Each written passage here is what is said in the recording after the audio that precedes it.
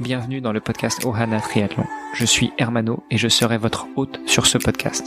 À mes côtés, Olivier De Scuter, le fondateur de la marque Ohana. Tous les jours, en 5 minutes, on vous explique comment lancer une marque de textile de sport et comment performer dans le triathlon. Ce podcast est sponsorisé par Ohana, spécialiste du textile de triathlon, natation, vélo, course à pied. Pour en savoir plus sur la marque, direction ohana.boutique. À tout de suite pour votre première commande.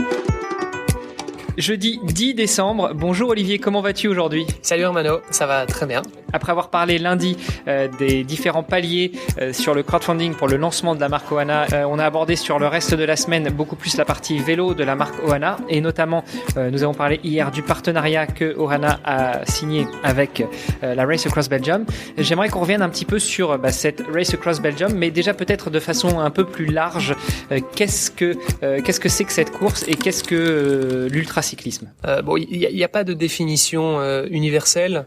Mais voilà, en gros, c'est une course cycliste sur une longue distance, ou en tout cas pendant une longue période de temps. Une définition qui est quand même assez souvent utilisée, c'est de dire à partir du moment où la course prend plus qu'une journée de travail, donc en gros une course de plus de 8 heures, c'est considéré comme de l'ultra. Après, au niveau des distances, souvent on parle de 300 km. On commence à rentrer dans les distances ultra à partir de 300 km. Maintenant, encore une fois, il n'y a pas de définition universelle. Finalement, c'est un peu comme le trail et l'ultra trail. On ne sait pas trop où commence l'ultra trail. Il y en a qui disent c'est 50 km, il y en a qui disent 80, il y en a qui disent effectivement c'est à partir du moment où tu passes une nuit dehors. Si tu commences ta course à 19h, il y a des chances que sur un 50 bornes, tu passes une nuit dehors. Mais voilà, on ne sait pas trop où commence, où s'arrête la limite entre le trail et le cyclisme et l'ultra trail et l'ultracyclisme. Voilà, exactement. Il n'y a pas vraiment de standard. Ici en l'occurrence, on peut vraiment parler d'ultracyclisme puisque la distance phare, en tout cas, elle fait 1050 km. Et donc là, je pense que ça mettra à peu près tout le monde d'accord sur le fait que oui, c'est effectivement de l'ultra. Est-ce que tu as une idée de combien de temps ça représente ? Premier arrive en une trentaine d'heures, c'est une moyenne de 30 km/h en comptant les pauses évidemment. Donc ça veut dire que quand il roule, en fait, il roule quand même assez vite.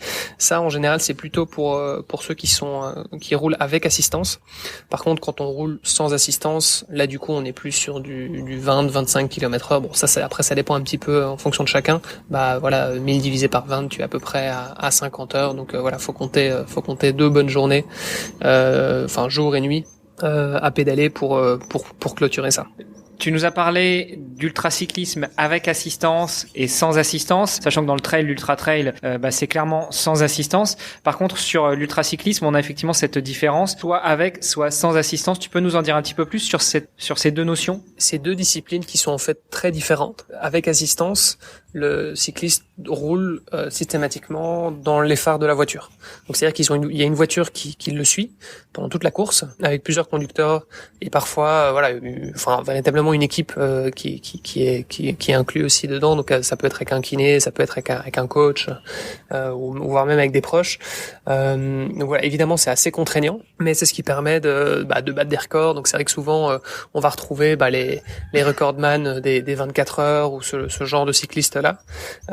Par contre, le sans assistance, c'est beaucoup plus à l'aventure, on va dire, puisque, comme son nom l'indique, il y a absolument aucune aide extérieure qui est autorisée.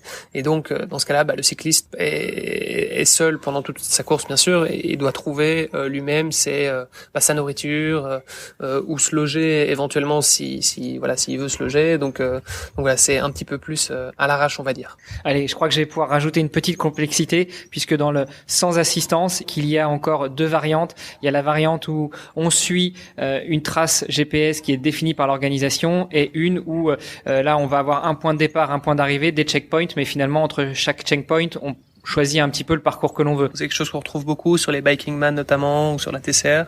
Où c'est un système de checkpoint, donc dans ce cas-là c'est libre à chacun et il y a vraiment une stratégie à adopter parce que le chemin le plus court est pas forcément le plus rapide. Donc oui, c'est vrai que c'est quelque chose qui va se rajouter. Après c'est vrai qu'on peut trouver en fait beaucoup de déclinaisons dans l'ultracyclisme parce que on parle de cyclisme de route, mais ça existe aussi sur des chemins un peu plus escarpés, donc que ce soit en VTT ou en gravel. Donc en fait il y a énormément de sous-disciplines, on va dire, dans le monde de l'ultra. On a bien la big picture relativement à l'ultracyclisme. Qu'est-ce que c'est? Quelles sont les différentes disciplines, sous-disciplines, sous-épreuves dans l'ultracyclisme? Rappelle-nous la Race Across Belgium avec laquelle Ohana a signé un partenariat. Est-ce que ce sera donc de l'ultracyclisme, de l'ultra-distance, mais sous quelle forme?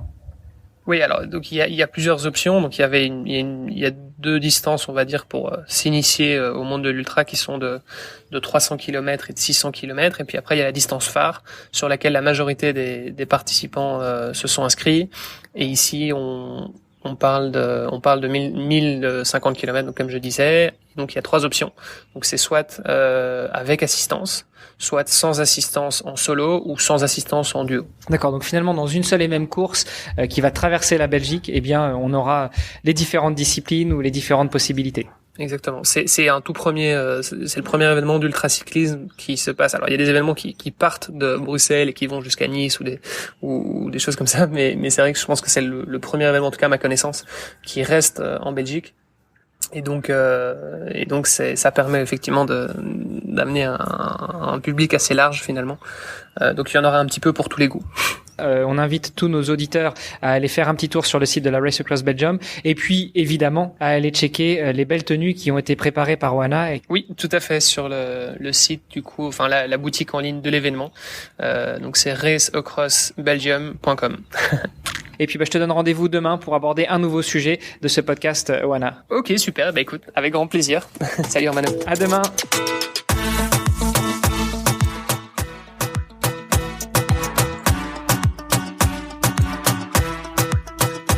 Ce podcast est sponsorisé par Ohana. Pour en savoir plus sur les textiles et les valeurs de la marque, rendez-vous sur